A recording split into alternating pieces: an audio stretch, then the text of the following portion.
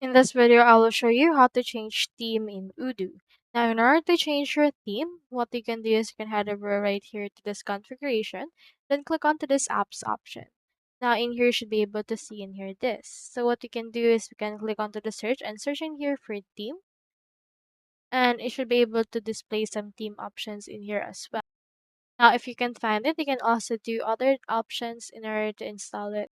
You can head over and click on the site and click on the properties option, and we have this. So we have the menu and we have in here a template option.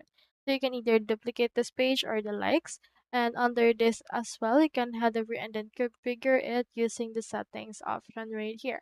So you can change out the actual theme for that, the fav icon, stripe, shop, delivery, and as well as other things for it as well. So you can head over to this general settings and you can change up the actual color for all of this in here that you have as well.